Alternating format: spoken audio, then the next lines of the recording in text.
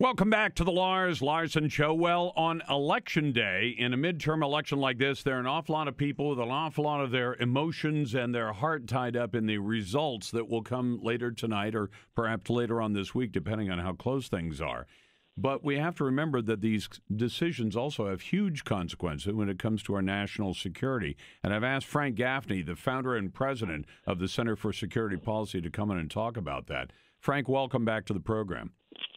Thank you, Lars. It's always good to be with you. So how do you view this, since you're a guy who heads not an agency, but a private organization that looks out for America's security, how significant and how consequential is the decision made today about whether or not, let's say, Republicans stay in charge and in the majority in the House and the Senate, and certain races are won around the country?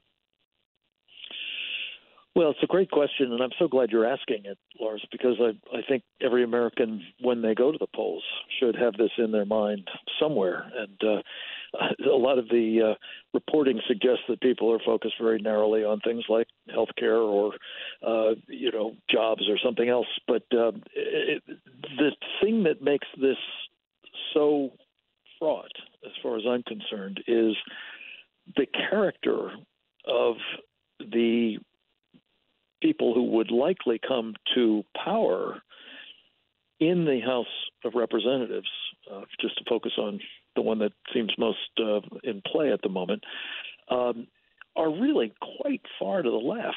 And that has some very significant repercussions for national security. For example, Adam Smith is a member of Congress from, I believe, Washington State, Yep. who will be the chairman of the House Armed Services Committee if the Democrats take over. And he was, making a speech, I believe, just a week or two ago, in which he was talking about a minimal nuclear deterrent. I mean, really minimal nuclear deterrent.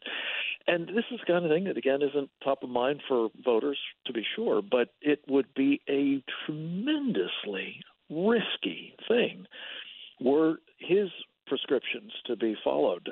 Adam Schiff is, of course, the prospective chairman of the House Intelligence Committee. We've seen a lot of him of late in connection with the so-called Russian collusion saga involving the Trump campaign. I think he's behaved absolutely execrably in that, but more generally, he has just shown very poor judgment with respect to intelligence matters and the sorts of things that, for example, Chairman Nunes has been focusing on, including, among others, the threat that communist China represents.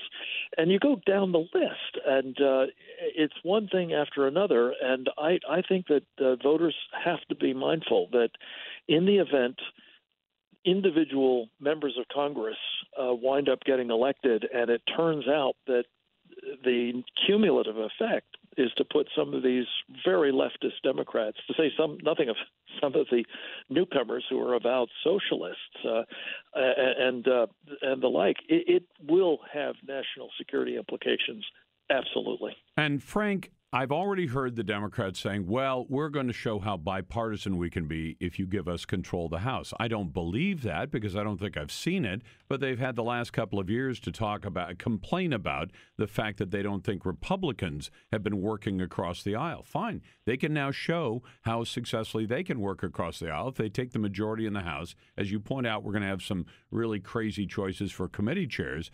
But they can also, Americans can say to them, you said you'd work across the aisle, so work with the Republicans in the Senate when you start to craft budgets for defense and other important things that you're going to be willing to make some compromises, except that I think that may be a tall order for some of these folks.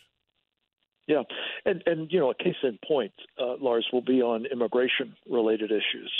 I don't see any compromises forthcoming from the Democrats in the House of Representatives should they take control, specifically with respect to things like really enhancing our border security, long overdue. The president has, of course, coined this term, the wall, to sort of capture what is needed. But it's a multifaceted approach that starts with both securing the border, really securing the border, and then enforcing the laws on the interior immigration front as well. And in both cases, I think the Democrats have shown no interest in real compromise, and the bipartisanship such as they've exhibited so far has, I believe, been on terms that have left us insecure at the border and have not enforced the law in the interior either.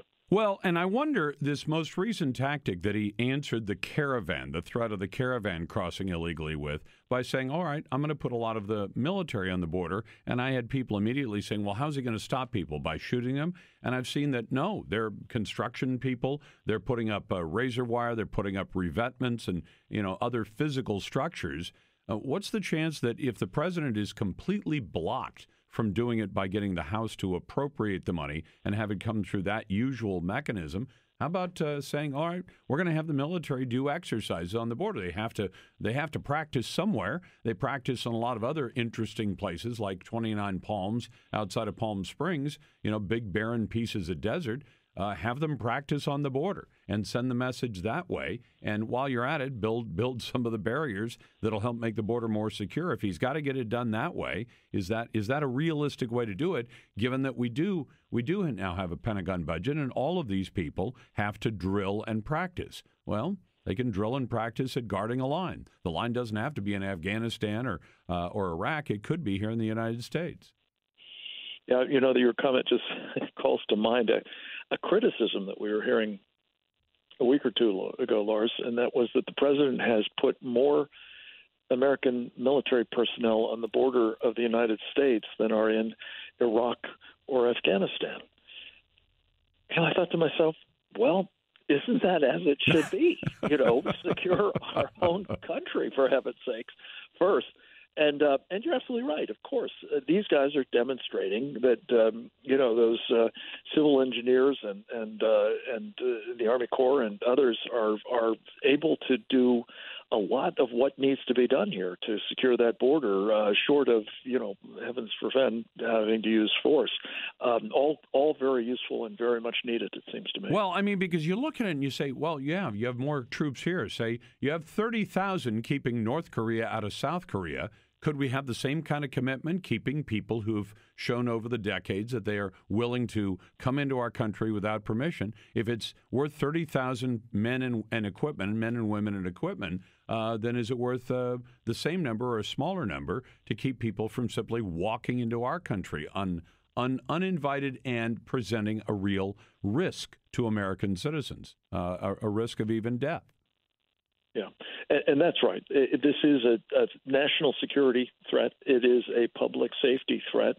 And I think having the United States military as part of a solution, it's not the only solution. It's not a panacea, and you certainly don't want to unnecessarily degrade the readiness of our forces by having them do stuff that may not be as needed as deterring some of our adversaries. But this is a component part of a sensible approach to doing what's long overdue, which is securing that southern border. Frank, we really appreciate the time. We'll talk next week about Mr. Hook and some of the deep staters in the State Department who've been trying to undercut the president's reimposition of sanctions on Iran. Thanks so much for what you do.